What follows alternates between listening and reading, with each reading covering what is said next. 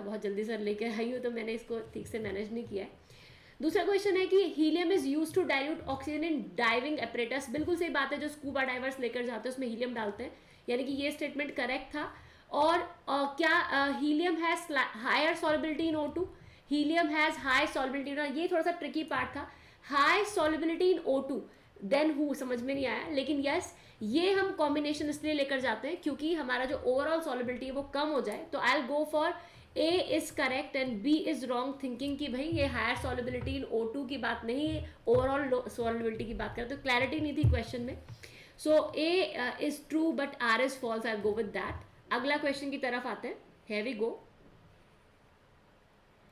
तो वो कह रहे हैं कि metallic sodium dissolve in liquid ammonia. Yes, हमने कई बार क्वेश्चन किया है। Deep blue paramagnetic highly conducting solution मिलता है, और डीप ब्लू कलर एमाइड की फॉर्मेशन से नहीं मिलता है, ये मिलता है due to ammoniated electron. So A is correct and R is wrong, so I will go for A is correct and R is false, so the option number is 4 is correct. Yes, I hope आपने यही किया था, सब पढ़ाए हुए points हैं। Yes guys, चलो अब ये वाला, ये भी कितना सिंपल क्वेश्चन है। यहाँ पर तो आपको सिर्फ क्या पूछा है बच्चा, यहाँ पर आपसे सिर्फ पूछा कि ऑर्डर क्या होता है इसका। सो क्वेश्चन नंबर 55, इसका आंसर है 1s anti bonding, 2s anti bonding, फिर ये डीजनरेट ऑर्बिटल्स, फिर आता है सिग्मा 2p s। तो ये आई एम श्योर सबका ही सही गया होगा, बिकॉज ये याद ही करने वाले आपको ऑर्डर्स बताए गए थे। Let's go to 56 question now. 56 में बोल रहा है वो कि हेलो सचिन, कैसा हुआ पेपर बच्चा? कह रहा है कि zero order reaction can have zero activation energy, which is wrong. ये आपकी एनसीईआरटी की लाइन है, एक्टिवेशन एनर्जी जीरो नहीं हो सकती है।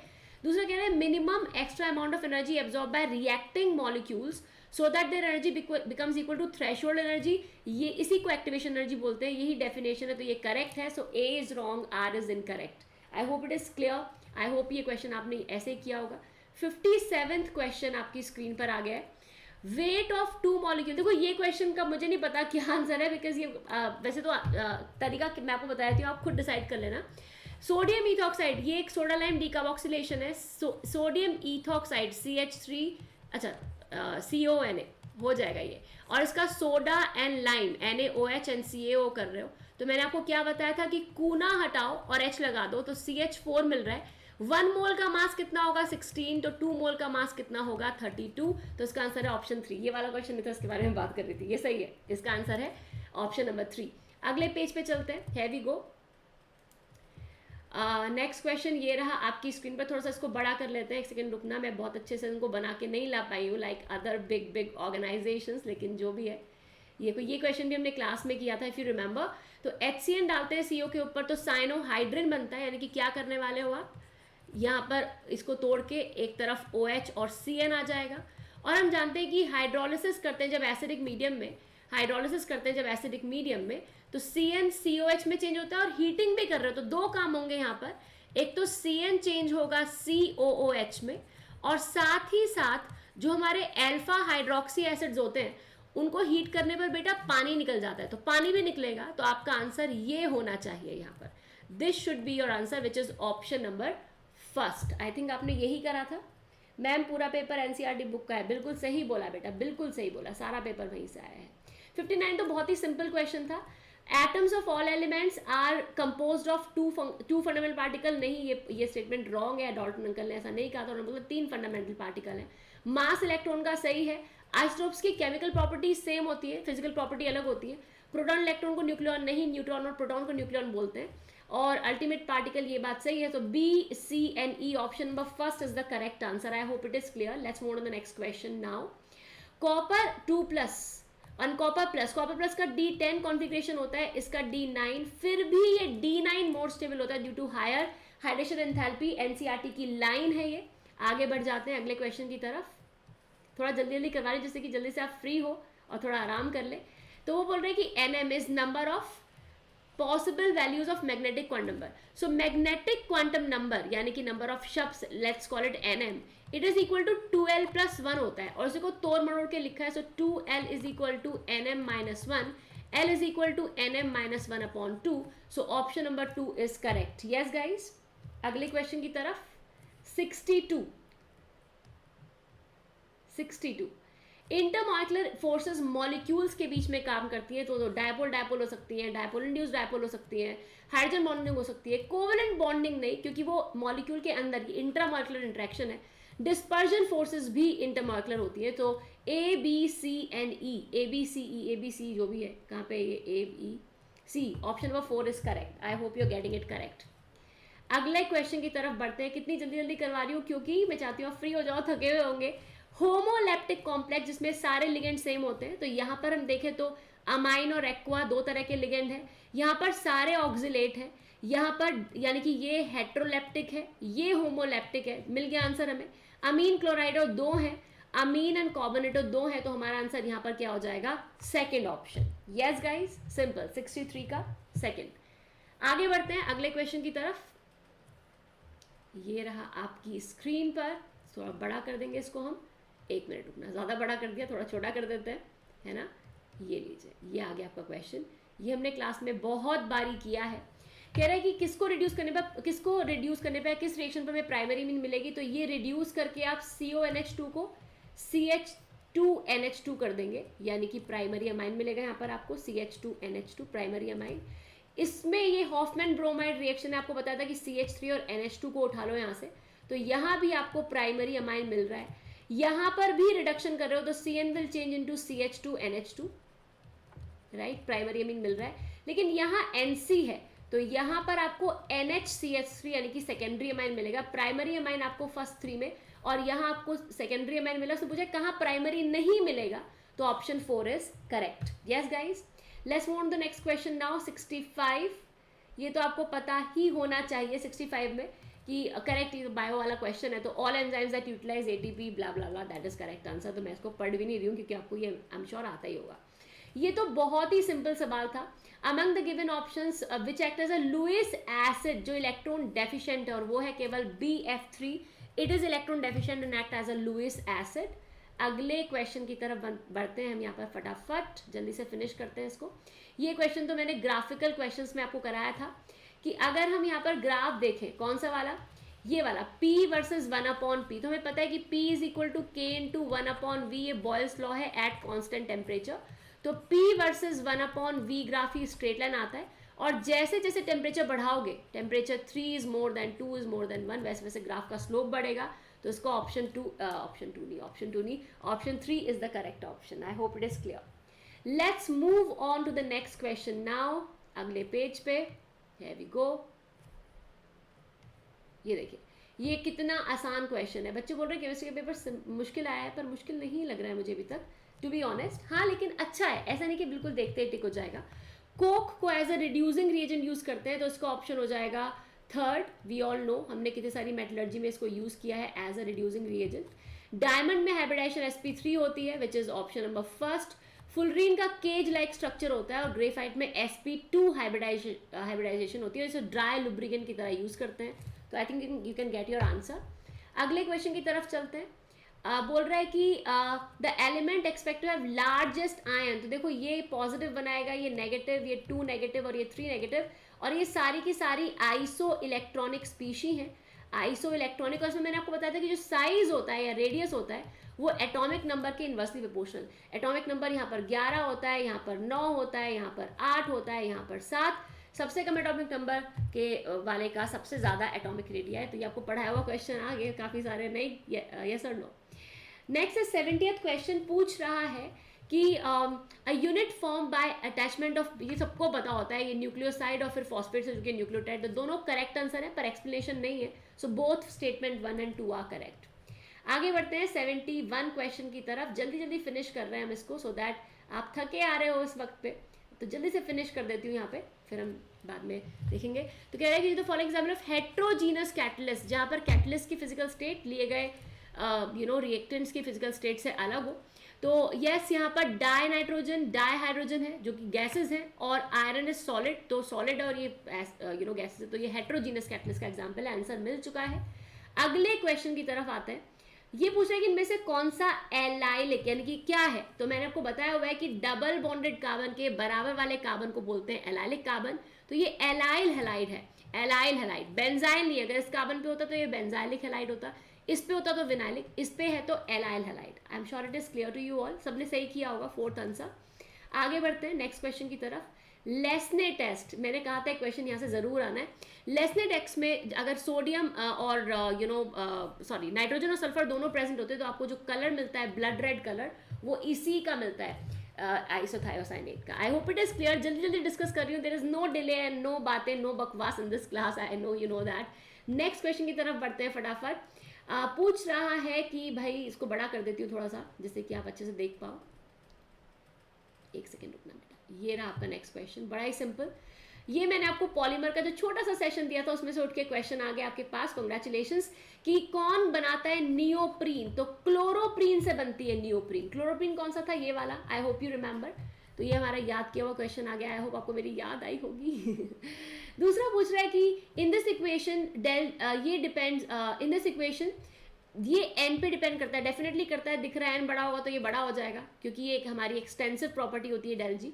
डेल जी एक्सटेंसिव प्रॉपर्टी है और ई सेल इंटेंसिव है मेरे हिसाब से। इट कैन बी चेंज, मुझे नहीं पता, क्योंकि मुझे दोनों तो सही लग रहे हैं, लेकिन मुझे दूसरा इसका करेक्ट रीजन नहीं लग रहा है। So for me both are correct. Reason है या नहीं है, एंटीए की सीरीज आपको बताइए कि इसमें किसी का चलता नहीं है ज़्यादा, क्योंकि ये दिख रहा है कि दोनों करेक्ट स्टेटमेंट है, पर क्या ये इसका रीजन है मुझे नहीं लग रहा, क्योंकि अगर मैं इस स्टेटमेंट के आगे बिकॉज ला के ये स्टेटमेंट बोलूँ तो मुझे नहीं लग रहा है इसका रीजन है। तो दोनों करेक्ट स्टेटमेंट है, उतना बता दिया मैंने आपको। आगे बढ़ते हैं, अगला क्वेश्चन देखते हैं। Oh my god, very simple question again. कह रहे हैं कि B forms cubic close packing, यानी कि ये 4 होंगे पर यूनिट सेल, राइट। और ए जा रहा है कहाँ? 1/3 ऑफ टेट्राहेड्रल वॉइड में। जितने स्फेयर्स उसके दुगने टेट्राहेड्रल वॉइड होते हैं और उसके 1/3 में जा रहा है, तो ये हो गया 8/3। ए है 8/3, बी है 4, कॉमन से डिवाइड करते हैं, हमारा फॉर्मूला आ गया A2B3, और जब दोनों को जोड़ेंगे तो आंसर आएगा 5। आई होप सबका आंसर सही आया होगा। Let's move on to the next question very quickly, कोई जल्दबाज कोई देरी नहीं। आप लोग थके हुए हैं सुबह से, मुझे पता है, तो मैं अपना वर्जन आपको यहाँ पे बता दूँ। इनमें से पूछ रहे हैं कि कौन से के आउटर शेल में 8 इलेक्ट्रॉन नहीं है, तो यहाँ पर ऑक्टेट पूरा है, यहाँ पर ऑक्टेट पूरा नहीं है, उसको मार्क कर देते हैं। यहाँ पर भी पूरा नहीं है, बाकी सब में पूरा है, तो ऐसे 2 ही मिले जहां पर ऑक्टेट कंप्लीट नहीं है। अगला क्वेश्चन देखते हैं, क्वेश्चन नंबर 78 बोल रहा है कि एक मिनट, ये स्टेटमेंट वाले क्वेश्चन बहुत ज्यादा आए हैं इस बार। हाइड्रोजन को is used to reduce heavy metal into oxide, सही बात है। हैवी हाइड्रोजन को हम मैकेनिज्म को स्टडी करने के लिए करते हैं, ये भी बात सही है। Hydrogen is used to make such, ये बात भी सही है बेटा। ऑफ कोर्स सैचुरेटेड जो हमारे अनसैचुरेटेड ऑयल्स, मतलब ऑयल्स को फैट में चेंज करते हैं बाय हाइड्रोजनेशन, तो तीनों स्टेटमेंट सही है। एच बॉन्ड एंथैल्पी कह रहा है कि भाई सबसे कम होती है, नहीं भैया बड़ी ज़्यादा होती है, और ये भी स्टेटमेंट रॉन्ग है, हाइड्रोजन से ऊपर वाले को कर सकता है। तो इसका आंसर ABC लग रहा है मुझे। आई होप यू अंडरस्टैंड दैट, आपने भी यही मार्क किया होगा। 79 क्वेश्चन क्लास में कराया हुआ आ गया है, क्रैश कोर्स में कराया हुआ बल्कि ये तो। पहली रिएक्शन है सेंडमेयर रिएक्शन, तो इस पूरे को हटा के हम क्या लगाएंगे? BR लगाएंगे, राइट। एक मिनट, BR लगाएंगे यहाँ पर, और फिर यहाँ पर हमने मैग्नीशियम डाल दिया है, तो ये यहाँ पे घुसेगा और ग्रिग्नार्ड रिएजेंट बन जाएगा। यहाँ पे इसको थोड़ा सा और ऊपर कर लेती हूँ मैं, है ना, this and Mg and Br, और फिर इसमें आप पानी डाल रहे हो। मैंने एक क्वेश्चन आपको कराई थी जब हमने पेपर का पोस्टमार्टम किया था, नेगेटिव एंड पॉजिटिव, और ये हिस्सा पानी के H+ को लेकर के क्या बनाएगा? बेंजीन। तो यहाँ मेरा आंसर आ रहा है 3rd, बेंजीन। आई होप आपका भी यही आ रहा होगा। मैम अरे ज़्यादा ऐसा मत बोलो, अभी पहले चेक करते हैं बच्चा, डोंट से दैट, अभी चेक करो अच्छे से आंसर कितने सही है कितने नहीं, है ना। चलो अगले क्वेश्चन की तरफ बढ़ते हैं। जैसा कि मैं हमेशा कहती हूँ कि आपकी मेहनत है उसको मेरा सलाम है, जैसा भी पेपर हुआ हो, I don't care for that. आपने जो भी मेहनत की है उसको मेरा सलाम है बेटा। चलो 80th क्वेश्चन देखते हैं फटाफट। 80th क्वेश्चन बहुत ही आसान क्वेश्चन था, बस लैंग्वेज देख के डर लग रहा था बच्चों को, ऐसा बच्चों ने मुझे बताया। कंडक्टिविटी दी हुई है, यानी कि कापा दिया हुआ है आपको, विच इज 0.0210, और रेजिस्टेंस दिया हुआ है आपको 60 ओम, रेजिस्टेंस इज 60 ओम, और आपको पूछा है सेल कांस्टेंट। बड़ा ही आसान क्वेश्चन है, क्योंकि हमें पता है कि kappa is equal to 1/r into cell constant, तो आपको सेल कांस्टेंट निकालना है, तो मल्टीप्लाई करना था कापा इंटू r को, तो 0.0210 इंटू 60 करना था आपको, और ये करके आई थिंक मैंने मल्टीप्लाई कर लिया आपके लिए। क्वेश्चन नंबर 80 का जो जवाब मेरा आ रहा था वो था ऑप्शन नंबर 4। यस बच्चा, यस माय डियर। अगला क्वेश्चन देखते हैं। नंबर ऑफ, ये क्वेश्चन में गलती अगर की होगी ना तो वहीं पे आके मारूंगी सच में, क्योंकि इसमें एक गलती शायद बच्चे कर देते हैं। आपसे पूछा है कि भाई हमारे पास है lone pair of electrons pyridine के अंदर, पिरिडीन इज दिस। तो अक्सर बच्चे ना इन हाइड्रोजन के सिग्मा बॉन्ड को गिनना भूल जाते हैं। आई होप आपने गिने होंगे ये sigma bond, and in that way 1 2 3 4 5 6 7 8 9 10 11 sigma bonds हैं, 3 पाई बॉन्ड है, और देखते हैं हमें ऑप्शन 4 यहाँ पर मिल जाता है। यस बच्चों, यही किया ना आपने। 81 क्वेश्चन में पूछ रहा है कि भाई टेकिंग स्टेबिलिटी फैक्टर, तो ये दिख रहा है कि आयोडीन के साथ मेटल्स हमेशा लोअर ऑक्सीडेशन स्टेट में ही स्टेबल होते हैं। तो TiI में +1 है और TLI3 में +3 है। आयोडीन हायर स्टेट में रहने नहीं देता पड़ोसी मेटल को, तो हमारा फर्स्ट आंसर बिल्कुल करेक्ट है। मैम फिजिकल पे इतना फोकस किया और क्वेश्चन ही नहीं आया। हाँ, पेपर काफ़ी अनएक्सपेक्टेड मिक्स पेपर आया बेटा, लेकिन we can not blame the paper. सारा पेपर NCERT के कोर्स से आया है, कुछ भी एक्स्ट्रा नहीं दिया है, तो हम पेपर को ब्लेम नहीं कर सकते। अपनी तैयारी में कमियां देखो, अगर अच्छा पेपर नहीं हो पाया है, सी कहाँ कमी है। इस पेपर इस ये जो आपने पेपर दिया है, इसका मतलब ये नहीं कि ये एफर्ट ज़ीरो है। अगर आप इस एफर्ट से सीख जाओ कि मुझे क्या करना है अपने क्वेश्चंस, अपने अगले पेपर को अगर आप देना चाहते हो उसको बेटर करने के लिए, अगर ये सीख जाओ तो ये बहुत बड़ा अचीवमेंट है। क्लीमेंसन्स रिडक्शन है जो CO को CH2 में चेंज करता है, एंड दैट्स इट। तो CO CH2 में चेंज हो रहा है इन ऑप्शन नंबर 2, ये चेंज यहाँ पे रह जाएगी, तो हमारा option 2 is the correct answer, है ना। अब जाते हैं अगले क्वेश्चन की तरफ। Here we go 84। बड़ा सिंपल क्वेश्चन था यार, ये तो पूछ रहा है कि A की पावर 2 बोला है, और बोला है कि A को triple when the concentration of A is triple 3 times कर दिया, तो 3 का दुगना, 3 का स्क्वायर कितना हो जाएगा 9, तो ये बाय फैक्टर 9 हमारा रेट इंक्रीज हो जाएगा। यस और नो। नेक्स्ट रिएक्शन भी बहुत ही सिंपल है यहाँ पर। इसको थोड़ा सा, ये मैंने बहुत सारे क्वेश्चन क्लास में कराए थे आपको, जहाँ पे शिफ्ट वाला केसेस था। कह रहे हैं कि यहाँ पे HBr से रिएक्शन कर रहे हैं, तो आप OH को हटाइए, पॉजिटिव बनाइए, शिफ्ट की पॉसिबिलिटी है, बिल्कुल है। तो यहाँ पे हाइड्राइड शिफ्ट करेंगे, फिर आपको एक नया कार्बोकैटायन मिलेगा। आई hope you remember I taught you this CH2CH3, और फिर यहाँ पर आप Br लगा देंगे, तो आपका आंसर ये आना चाहिए था। आई होप आपका आंसर यही आया है, CH2CH3, which is option number 2। Yes और नो, यस और नो, है ना। अगले क्वेश्चन की तरफ जाते हैं। अगले क्वेश्चन बहुत ही सिंपल क्वेश्चन है ये वाला भी, ये तो फिर वो मतलब चॉइस में दे दिया है क्वेश्चन, चॉइस में ही आना चाहिए था क्योंकि बहुत आसान था, ये तो करना ही था बच्चों को, पर बड़ा ही अच्छा पेपर बनाया उन्होंने। कह रहे हैं कि डेल जी और डेल यू का रिलेशन हमें रटा हुआ है, del H is equal to del U plus del n g R T, so the option number 3 is the correct option. Equilibrium constant के ऊपर क्वेश्चन आ गया, ये कितना आसान क्वेश्चन इक्विलिब्रियम कांस्टेंट के ऊपर आया। पहले KC निकालेंगे, KC is equal to concentration of ABCD दी हुई है, तो concentration of C into D upon A into B से आसान इक्विलिब्रियम पे क्वेश्चन बन ही नहीं सकता। तो 5 2 10 आ गया हमारा KC। फिर डेल जी पूछ रहा है -2.303 RT log KC, value put करेंगे -2.303, कैलोरी में पुट करना है R की वैल्यू विच इज 2, टेम्परेचर 300 ही होगा, यस। और log KC मतलब log 10 कितना होता है बेटा 1। तो इन सबको सॉल्व करके जो मेरा आंसर आ रहा था 87 का, वो आ रहा था 4, राइट। आई थिंक ये आपने किया होगा, यस माय डियर। अगला क्वेश्चन देखते हैं। अगला क्वेश्चन टॉलरेंस रिएजेंट पे थोड़ा खोल दिया, मैंने आपसे कहा था ना कि इसे देख के पहचान जाना ये टॉलरेंस रिएजेंट है, और टॉलरेंस रिएजेंट केवल एल्डिहाइड को ऑक्सीडाइज करता है, कीटोन को नहीं। तो एल्डिहाइड को आपको COH में चेंज करना था आई थिंक, विच इज, और कीटोन को रहने देना था। तो आई थिंक ऑप्शन 4 आपका यहाँ पे हो जाएगा, आपने कीटोन को रहने दिया और एल्डिहाइड को COH में या CO- में चेंज कर दिया। अगले क्वेश्चन को देखते हैं फटाफट, नीचे कर लेते हैं इसको। प्यूमिस स्टोन सॉलिड सोल होता है, आपको पता ही है बच्चे, यस। और यहाँ पे 90th रिएक्शन को तो कितनी बार हमने बैलेंस किया है, तो रट चुका है कि 1 and 3 होता है यहाँ पर, और H+ भी याद रखो कि 8H+ यहाँ पर लेते हैं, अगर ये 1 है तो ये 8 है, तो ये ट्रिक बताई थी आपको। तो second option with the following is octahedral. देखो ऑक्टाहेड्रल वॉइड होता है एज पे, और एज का कॉन्ट्रीब्यूशन कितना होता है 1/4, ये हम सबको पता है, यस दैट, क्या बात है। अगले क्वेश्चन को देखते हैं बेटा। ये देखो, ये क्वेश्चन तो मुझे भी ठीक से नहीं आता था, मुझे खुद देना पड़ा कि बायो से रिलेटेड था, लेकिन केमिस्ट्री एंड एवरीडे लाइफ से था, मतलब एनवायरमेंटल केमिस्ट्री से। द न्यूट्रिएंट डेफिशिएंट नहीं होता है, आई थिंक न्यूट्रिएंट रिच में होता है यूट्रोफिकेशन, तो आई थिंक पहला स्टेटमेंट रॉन्ग है। लेकिन हाँ, यूट्रोफिकेशन होने से ऑक्सीजन की जो है डेफिशिएंसी हो जाती है, तो ये स्टेटमेंट करेक्ट है। यस और नो, जरा कंफर्म करो आप यही टिक किया कि नहीं, यस और नो, है ना। सबने ये किया, जरा बताते रहो बेटा चैट में, ऐसा मत करो मेरे साथ। देखो ये क्वेश्चन हमने कितनी बार सॉल्व किया है, परऑक्सी डाइसल्फ्यूरिक एसिड HOSO, ये तो हमने बहुत अच्छे से रिडॉक्स वाले चैप्टर में सारे सल्फर के ऑक्सी एसिड को पढ़ाने की ट्रिक बताई थी आपको मैंने। ये परऑक्सी डाइसल्फ्यूरिक एसिड है, sulphuric acid is this B option HOSOOH, right. और सी क्या था, pyrosulphuric acid HOSOOOSO and OH।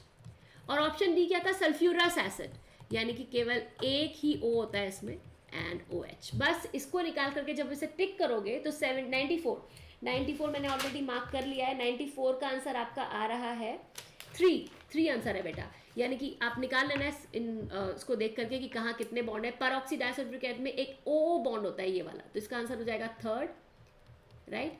Sulphuric acid के अंदर 2 SO होते हैं और 2 SOH होते हैं, यानी कि ये हमारा 4th वाला आंसर हो गया यहाँ पे, राइट।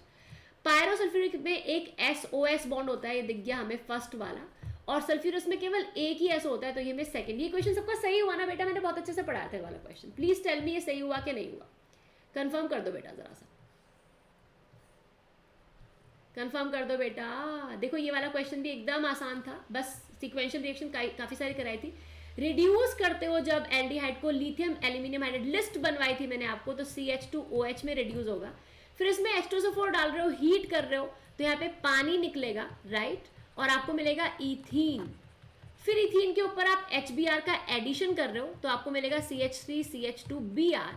और फिर आप वुड्स फिटिक रिएक्शन कर रहे हो, यानी कि इसके अंदर sodium and Br and this डाल रहे हो, तो यहाँ से NaBr निकलेगा और आपको मिलेगा इथाइल बेंजीन, यानी कि दिस CH2CH3। तो आपका आंसर क्या हो जाएगा बेटा, ऑप्शन 2। ये क्वेश्चन में हर एक स्टेप आपको कराया था मैंने, आई होप यू रिमेंबर दैट, है ना। सबसे स्टेबल कॉम्प्लेक्स जहां पर चीलेटिंग लिगेंड्स होते हैं, यानी कि इन इस चीलेटिंग लिगेंड, देखते हो उसे गोली मारनी है, ये मैंने ट्रिक आपको बता रखी है। तो चीलेटिंग लिगेंड जहां पर है वो होता है सबसे स्टेबल कॉम्प्लेक्स। सारे क्वेश्चन इतने मुश्किल नहीं है, बच्चे बोल रहे हैं केमिस्ट्री मुश्किल आई है, बिल्कुल मुश्किल नहीं आई केमिस्ट्री, है ना। चलो ये वाला क्वेश्चन फटाफट देखते हैं हम। यहाँ पे कह रहे हैं कि यहाँ पर देखो ये क्वेश्चन कराया था कि नहीं कराया था मैंने आपको, बताओगे जरा। जो क्रैश कोर्स हमारा चल रहा था, एग्जैक्टली क्वेश्चन आपको बताया था कि ये वाला बॉन्ड छेड़ना ही नहीं है, आपको यही वाला बॉन्ड तोड़ना है, पॉजिटिव नेगेटिव, और बस यहाँ पर I-, यहाँ पर H+। तो आपका आंसर क्या हो जाएगा, ऑप्शन नंबर 4, यस और no. Can you have some great tips for NEET 2023? तो हुई गवा बेटा, हुई गवा। नीट 2023 तो अभी हो गया, इसके लिए टिप्स क्या दूँ? आप 24 की बात कर रहे हो, डेफिनेटली कल एक फ्रेश वीडियो आएगी इस पेपर से हमें क्या सीखना है। ये जो हम आज कर रहे हैं ये खराब नहीं गया है, ये पेपर अगर आपका उतना अच्छा एक्सपेक्टेशन के अकॉर्डिंग नहीं हो पाया तो परेशान मत होना, क्योंकि ये पेपर खराब नहीं हुआ है हमारा बेटा, इससे हमें सीखना है अगले क्वेश्चन को, अगले पड़ाव को, अगले एफर्ट को सक्सेसफुल बनाने के लिए। तो उसके लिए वीडियो आपको सुबह ही मिलेगी। अभी तो आप सिर्फ आराम से सो रात को बिना किसी टेंशन के, और सुबह मैं आपके लिए लेकर आऊंगी वीडियो की नीट 2024 में आपकी तैयारी इस पेपर के अकॉर्डिंग कैसी होनी चाहिए। मतलब बहुत कुछ सिखा दिया इस पेपर ने। ये वाला क्वेश्चन 98 क्वेश्चन, ये क्वेश्चन काफी अच्छा था, बिल्कुल एनसीईआरटी में से घुस के पूछा था, और ट्रांजिशन मेटल्स एक्सेप्ट इनकरेक्ट पूछा है उसने। तो ये बात बिल्कुल सही है, स्कैंडियम M2O3 नहीं बना पाता, ये बात सही है। एक्सेप्ट स्कैंडियम MO नहीं बना पाता, स्कैंडियम केवल +3 स्टेट में बनाता है। फिर बोल रहे हैं ये बात बिल्कुल सही है, स्कैंडियम से मॉलिब्डेनम तक +3 +4 करके इंक्रीज होती है। सी भी बिल्कुल करेक्ट है, V2O3 से जैसे जैसे ये वाला स्टेटमेंट गलत है, सॉरी, क्योंकि जैसे जैसे ऑक्सीडेशन स्टेट बढ़ती है +3 एंड +4 +5 बेसिक स्ट्रेंथ डिक्रीज होती है बेटा, राइट। तो सी इज रॉन्ग, तो आपका आंसर। और फिर CRO is basic, CR2O3 is amphoteric, ये स्टेटमेंट सही है, दिस इज करेक्ट, बिकॉज जैसे जैसे ऑक्सीजन स्टेट बढ़ती है बेसिक से एम्फोटेरिक की तरफ जाता है। तो आपका आंसर क्या हो जाएगा, बेस्ट मुझे चूज करना पड़ेगा यहाँ पे, तो आई थिंक आंसर हो जाएगा E इंक्लूडिंग ANE। अच्छा, ये इन्होंने इसको मार्क नहीं किया कि क्रोमियम को मेंशन किया होगा, सो ANE, I go for the best answer ANE बच्चों फॉर दिस वन, यस। चलिए आगे बढ़ते हैं फटाफट। ये जो क्वेश्चन था ना एनसीईआरटी से कुरेद के पूछा था। अच्छा, ये जो क्वेश्चन है ये मैं अपना आंसर दे रही हूँ, हो सकता है इसमें कुछ मैं आपको बताऊंगी क्यों दे रही हूँ। उसने पूछा है हकल रूल कौन फॉलो कर रहा है, तो हकल के दोनों के रूल है, एरोमेटिसिटी के भी और एंटी एरोमेटिसिटी के भी।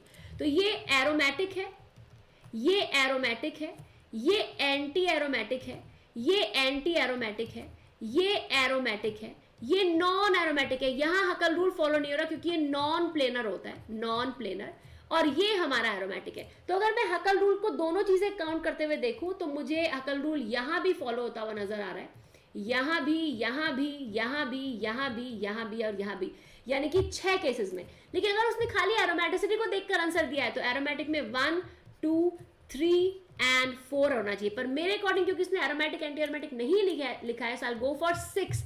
अब देख लेना कि आप कौन सा आंसर टिक करके आए हो, क्योंकि देखना हम लोग एनडीएफ का फाइनल जो है जवाब हम देखेंगे। फिलहाल देखो ये कितना सही क्वेश्चन है, इट इज अ ब्यूटीफुल। अगर आपने एनसीईआरटी ठीक से पढ़ी है, उसने बोला है कौन सी रिएक्शन इस टेम्परेचर पर नहीं होती, तो बेटा इस टेम्परेचर पर ये रिएक्शन नहीं होती है, फिर 2O3 रिड्यूस नहीं होता है, इस टेम्परेचर पे FeO रिड्यूस होता है, ये रिएक्शन होती है, स्लैग फॉर्मेशन होती है, सब होती है, लेकिन Fe2O3 प्लस CO वाली रिएक्शन नहीं होती। एनसीईआरटी से उठ के पेपर आया। अगर आप पेपर एनालिसिस की बात करें तो बेटा मेरे अकॉर्डिंग ये पेपर आपको ये बता रहा है कि एनसीईआरटी को इस बार, अगर आप इस बार का पेपर सही नहीं हो पाया है तो एनसीईआरटी को लिटरली चाटना है, हमें रीड बिटवीन द लाइंस करना है। ये मेरा अभी फाइनल टिप होगा। अभी आपको बहुत ज़्यादा ज्ञान नहीं दूंगी, कल एक सेशन लेकर आऊंगी जहां पर आपको बताऊंगी कि इस पेपर से हमें अगले पेपर के लिए क्या एक्सपेक्ट करना चाहिए, नीट का एनटीए का मूड क्या है। फिलहाल एनसीईआरटी को लिटरली चाटना है, रीड बिटवीन द लाइंस, और ऐसी ही पढ़ाई मैं आपको करवाने वाली हूँ। पूरा पेपर डिस्कस हो चुका है, हो सकता है एक आध गलतियां मुझसे हुई हो, क्योंकि या हो सकता है कि एक दो चीज़ों का आंसर जल्दबाजी में गलत दिया, उसके लिए मैं सॉरी बोल सकती हूँ। लेकिन ये पूरा पेपर इतना मुश्किल नहीं था जो हम ना कर पाए। काफ़ी कुछ हमारे जो क्रैश कोर्स में ना लिटरली उठ के क्वेश्चन आए हैं, so we can't say that. बच्चों आपको, अगर आपका पेपर अच्छा हुआ है कॉन्ग्रेचुलेशंस, अगर एक्सपेक्टेशन के मुताबिक नहीं हो रहा है तो प्लीज़ प्लीज़ रोना नहीं है, दुखी नहीं होना है बेटा। हमने जो भी किया है ना इस वक्त पे वो किया है, वो हमारी पढ़ाई का रिजल्ट है, और हमें सिर्फ अब ये देखना है कि हमारी कमियां क्या रह गई थी, हमें कहाँ काम करना है, क्या कमी थी, किस पे काम करना है, राइट। तो प्लीज़ इस पे ध्यान देना है इस वक्त। अगर आप बेकार की बातों में लगोगे कि यार अच्छा नहीं हुआ, मेरा हुआ नहीं, मेरे दोस्त का ये हो गया, डोंट गेट इनटू दैट। जो लोग लाइफ में सक्सेस को टेस्ट करते हैं ना बढ़िया वाली, उन्हें फेलियर को टेस्ट जरूर करना पड़ता है एक बार, फिर जाके वो पीछे खींच के किसी भी एरो को, या वो जो धनुष बाण होता है ना, उसको जितना पीछे खींचते हैं ना उतना आगे प्रोजेक्ट होता है। तो बस इस वक्त पे कोई दिमाग में टेंशन नहीं। अगर पेपर अच्छा नहीं हुआ, जिनका पेपर अच्छा हुआ है कॉन्ग्रेचुलेशंस, जिनका अच्छा नहीं हो पाया दिमाग में कोई टेंशन नहीं। हमें बहुत ही ज़्यादा समझदारी के साथ काम लेना है। अगले पेपर की पढ़ाई बहुत जल्दी शुरू कर देनी है, एक दिन रिलैक्स करना बनता है, और इस पेपर से सीखना है बेटा। अगर सीखा नहीं ना तो ये अटेम्प्ट बेकार चला जाएगा। तो ये अटेम्प्ट को आप, अगर आपको पेपर अच्छा नहीं गया तो भी आप सक्सेसफुल अटेम्प्ट बना सकते हो। कैसे? इस पेपर से अपनी गलतियों को सीख के अगले पेपर की तैयारी करके। तो please oh please don't regret तो करना ही नहीं है, बिल्कुल भी रिग्रेट नहीं करना है, और हमें आगे की तैयारी करनी है बच्चे। और जिनका पेपर अच्छा हुआ congratulations, rise and shine, stay blessed. जिनका पेपर अच्छा नहीं हुआ मोर पावर टू यू बेटा, आप अगली बार बहुत अच्छा कर लोगे। Don't worry, my blessings, me myself and my wishes are always with you. कल मिलते हैं बहुत जल्दी और अगले सेशन के बारे में बात करते हैं। Take care myself, bye bye, happy learning.